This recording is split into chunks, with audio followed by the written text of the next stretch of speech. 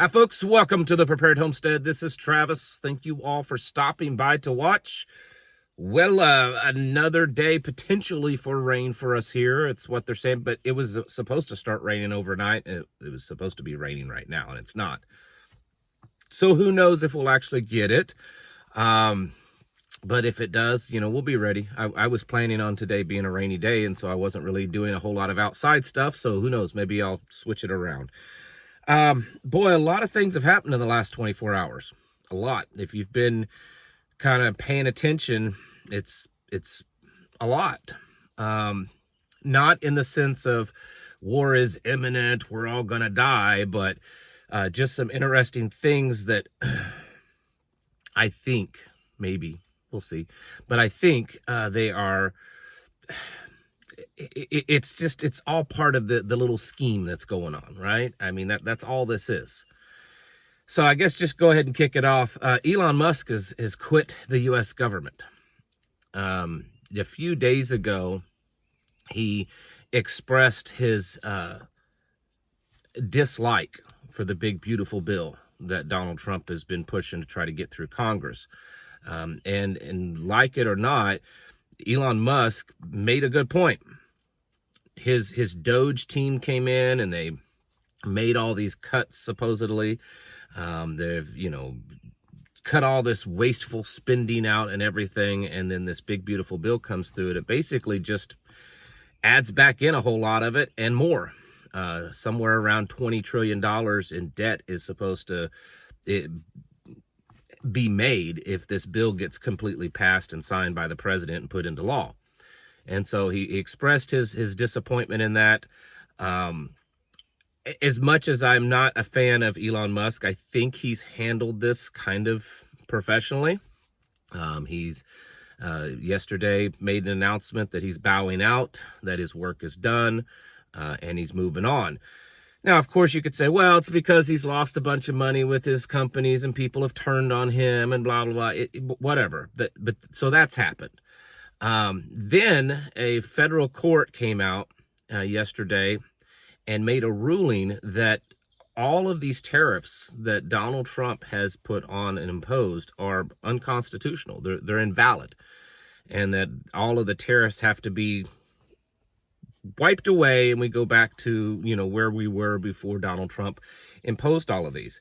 And before everyone immediately jumps up and says, yes, it's all of these, radical George Soros activist judges, the U.S. Constitution, Article 1, Section 8, Clause 1 states, and I'm paraphrasing, that Congress shall have the authority to lay taxes, impose duties, excises, all that. It is pretty clear in the Constitution that Congress has the authority only to impose taxes and tariffs and all that kind of stuff, not the president. There is nothing in the Constitution that indicates that a president has the authority to impose tariffs on goods, which is a tax. And so this, this just came out, so it's going to probably take a little while to figure out what all that means. But this was the big card that Donald Trump had on everyone of starting all of this trade war and upsetting relationships that we've had for years with certain, other nations and all of this stuff. The cards that he was holding really on this one was tariffs.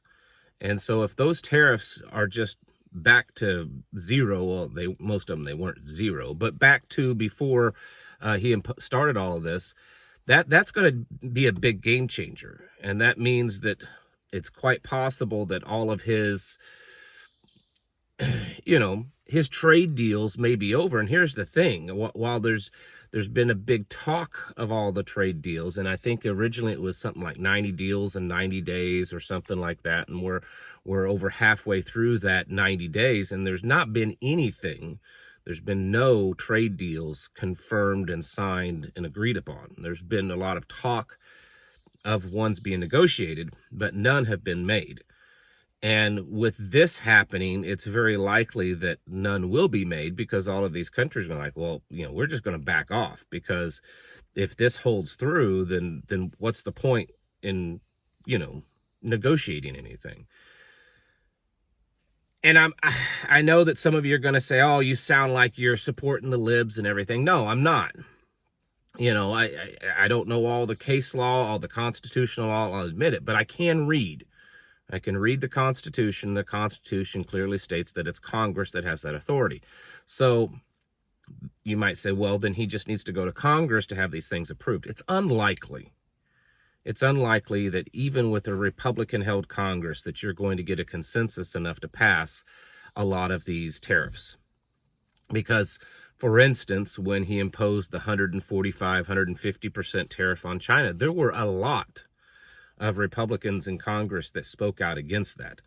And even now with this big, beautiful bill, it passed the House, but it's may not pass in the Senate, and probably won't pass it now, because a big part of that big, beautiful bill spending was based on revenue from tariffs that now seem to be unlikely. In fact, you know how things go.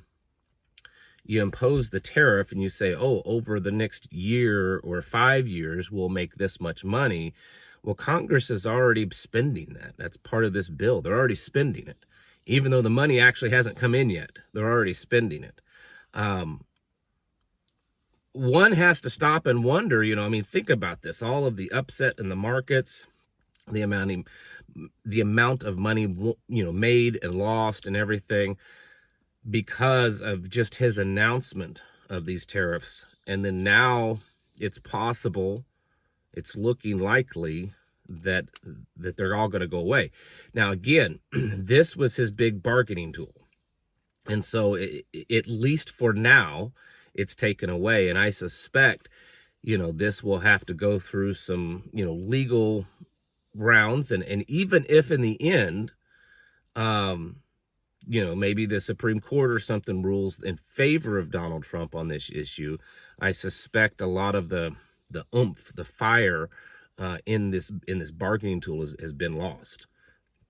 And a lot of people are already saying that. In fact, it was just yesterday, a reporter was asking him about this, saying that, now there's this new thing, taco, Trump always chickens out or something like that, that Wall Street is growing tired of the back and forth. The economic world, oh, we're going to impose tariffs. And then a few days later, oh, we're going to back off. Oh, we're going to impose tariffs. Oh, we'll reduce them. Oh, we're going to impose tariffs. Well, we'll wait for another month or two. That's been ongoing. I guess the question is, and this is not, trust me, everything I'm saying here is not whether I dislike Donald Trump or that I support him. It's just, I'm trying to be really neutral in this. And being very fair and factual as much as I can be, based on what I can read. Is it a sign that this whole stuff, is it just chaotic? Is it just his will being imposed? Is there really a plan? Behind closed doors, are they sitting around devising this plan? Okay, now if we raise tariffs here and we do this over here, then that will cause this to happen, which will cause this to happen, and then we'll do this, and then we'll move in, and when we've signed this deal, and then we'll take this over. Or is it just, let's just scare everyone and try to get everyone to come to their knees and see that, we are the boss by slapping big tariffs on everyone. We'll just see how it goes. I mean, it just seems, it has the appearance of being chaotic. And I know a lot of people want to believe that there is some big plan when it comes just to this, but we're a few months into the presidency, and we've not really seen any signs yet that there is some big plan when it comes to just the tariffs and stuff. How that all, it seems chaotic. So this is going to be it'll be interesting. It'll be interesting to watch. Does this mean that these tariffs are immediately gone? That everything that's happened, is just going to immediately be reversed, that certain prices are going to come down? I don't know.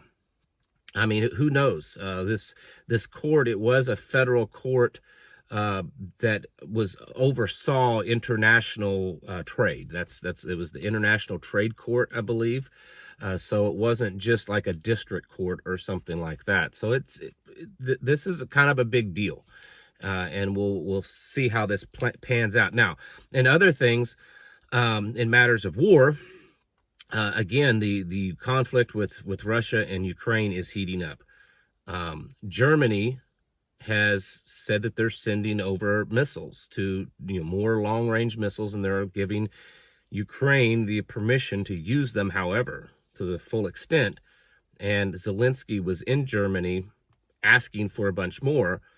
Russia has fired back, and this has been the head of Duma, which is kind of their Congress, has fired back and said that if any of those missiles come into like Moscow, that Russia will consider this an attack from Germany, and that they will attack Germany, that they will absolutely do it. So we'll see. So now we've got the potential for this war to be expanded, and maybe that's what NATO wants. I've thought for the whole time that NATO is pushing for this. They would love for Russia to strike them so that they can have the justification to go all in. And all sides are building up their forces and building up their weapons.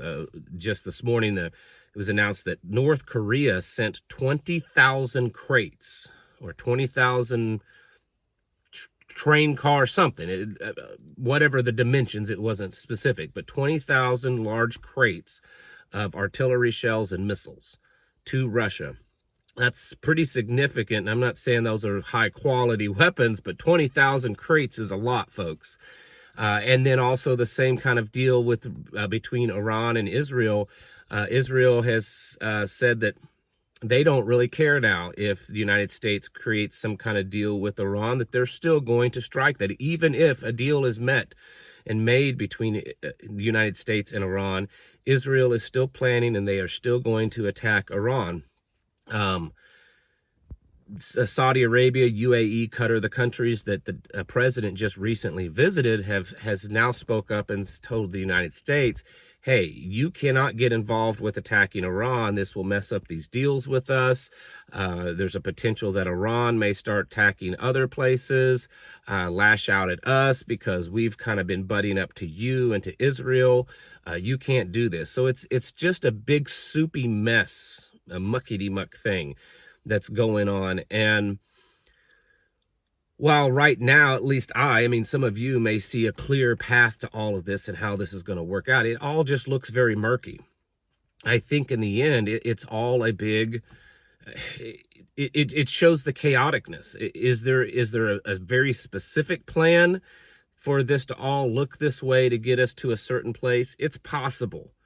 I think the biggest thing is it's chaotic. And that is biblical.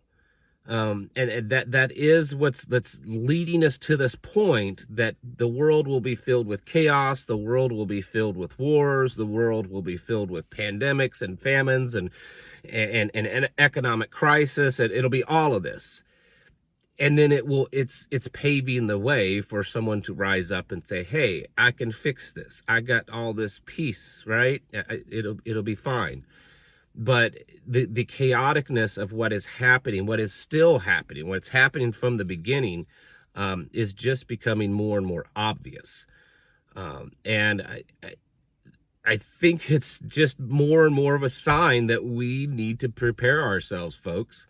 This level of just back and forth chaos and stuff, it's not normal.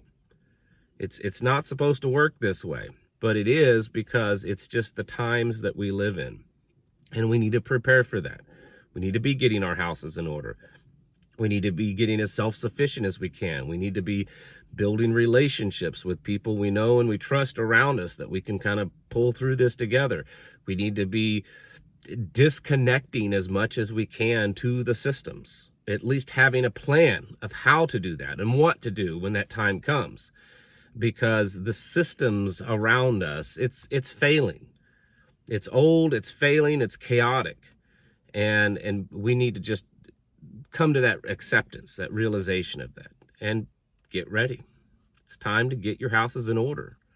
Prepare mentally, physically, and spiritually. Thanks for watching. Catch you in the next video.